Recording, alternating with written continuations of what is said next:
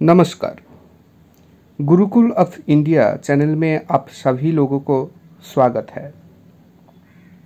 किसी भी सिविल सेवा परीक्षा या प्रतियोगी परीक्षा में हिस्ट्री एक महत्वपूर्ण विषय है। परीक्षा में ही नहीं बल्कि भारत को जानने के लिए भी इंडियन हिस्ट्री जानना ज़रूरी है। इसलिए मैं इस चैनल के माध्यम से इतिहास को आसान तरीके से आपके सामने प्रस्तुत करने का प्रयास करता हूँ। कृपया लाइक और सब्सक्राइब करके हमारे साथ बने रहें।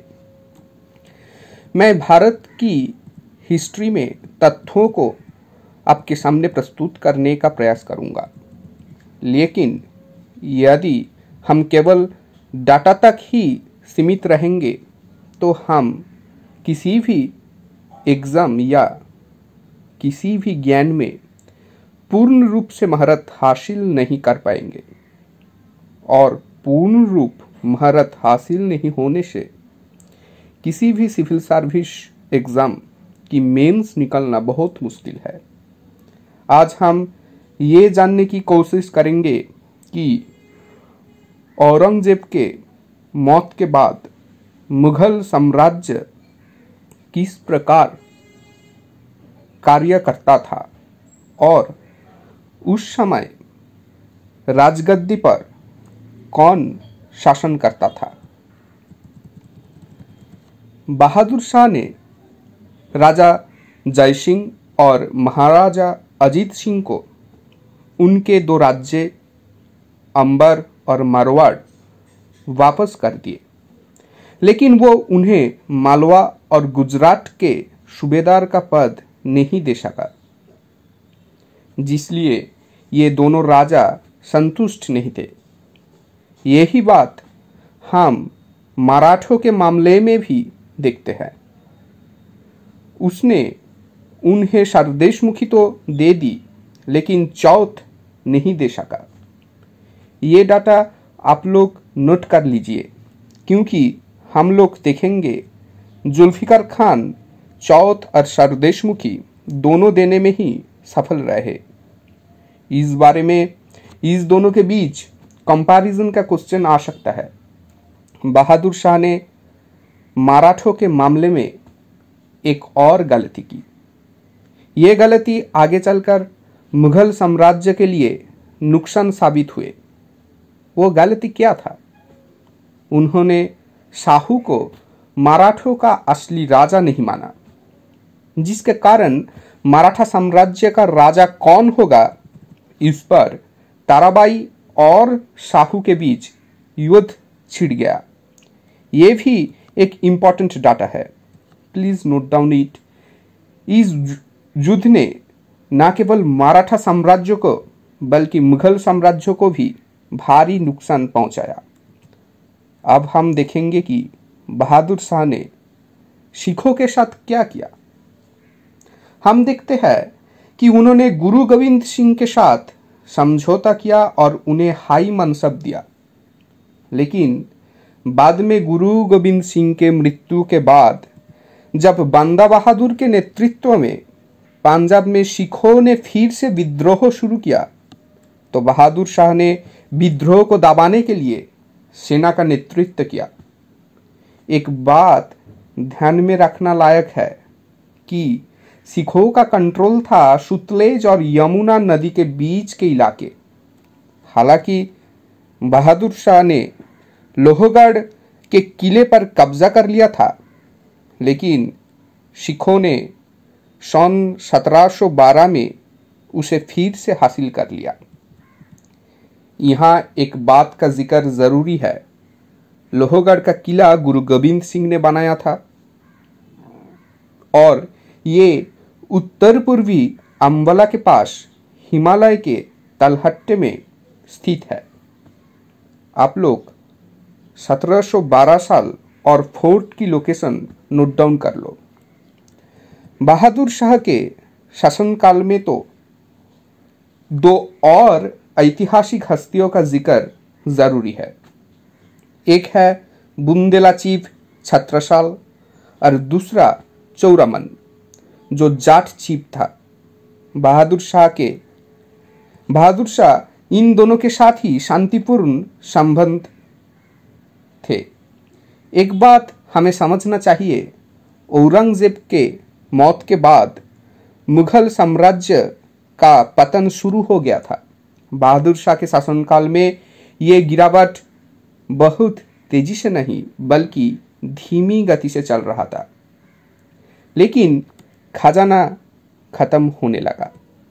हालांकि बहादुर शाह मुगल साम्राज्य को पुनर्जीवित करने की कोशिश कर रहे थे, लेकिन उस समय 1712 में उनकी अचानक मौत हो गई। यह वर्ष भारत के इतिहास और मुगल साम्राज्य के इतिहास में बहुत महत्वपूर्ण है, क्योंकि इसके बाद हम देखते हैं कि मुगल साम्राज्य के सिंहासन के सत्ता तत्कालीन क्षमताशील नोबेल के हाथों में चला गया।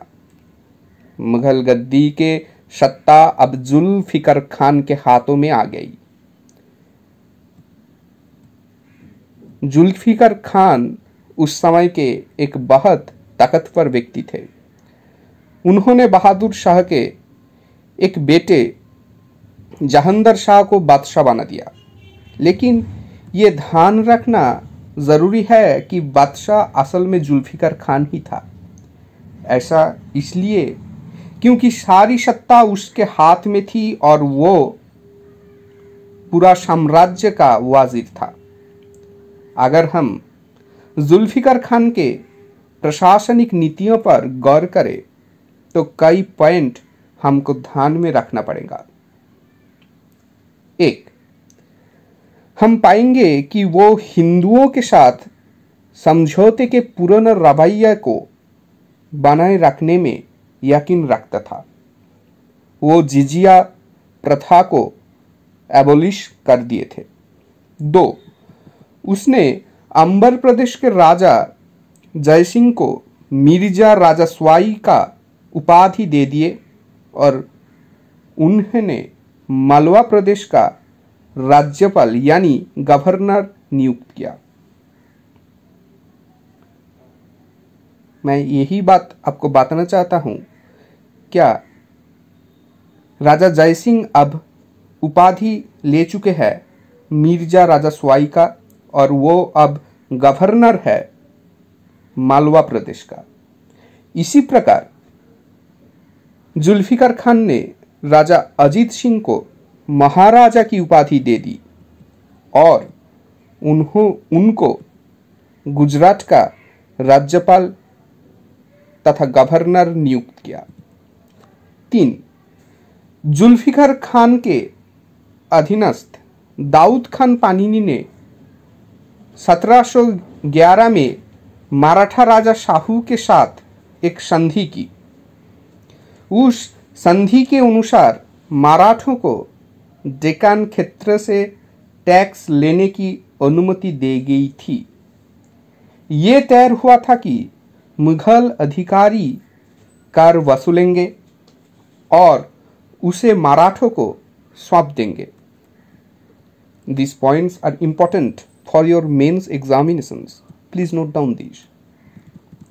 जुल्फिकार खान ने मुगल साम्राज्य के आर्थिक स्थिति सुधारने की कोशिश की। उसने यागिर व्यवस्था को कम करने की कोशिश की। उसने कुछ ऐसा किया जिसमें आगे चलकर भारत की आर्थिक व्यवस्था को इधर उधर कर दिया। उसने राजस्व खेती पर जोर दिया। राजस्व खेती या रेवेन्यू फार्मिंग को इजारा के नाम से जाना जाता था। रेवेन्यू फार्मिंग के क्षेत्र में कर की एक निश्चित राशि तय होती थी। टोडरमल के भू राजस्व बंदोबस्त के अनुसार मिडिलमैन या राजस्व किसान सरकार को वो राशि देते थे। सरकार को केवल पैसा की चिंता थी, किसानों की हालत की नहीं। रेवेन्यू फार्मर सरकार को एक निश्चित राशि देने के बाद किसानों से जो भी धन वसूलेते थे वो उनका अपना होता था। इस व्यवस्था ने किसानों के ऊपर उत्पीड़न बढ़ा दिया। ये रेवेन्यू फार्मिंग इंडियन सोसाइटी और सोशल स्ट्रक्चर में बहुत चेंज लाया था, क्योंकि बाद में हम रेवेन्यू फार्मर और मिडिलमैन को समाज के एक विशेष रूप से शक्तिशाली वर्ग के रूप में उभरते हुए देखते हैं, जो भारत के इतिहास में अत्यंत महत्वपूर्ण है। रेवेन्यू फार्मिंग का कॉन्सेप्ट क्लियर होना चाहिए। इस बारे में टीका आ सकते हैं। मेन एग्जाम्पल, इतिहास में हम देखते हैं कि जो भी शुरू होता है उसका अंत अवश्य होता है।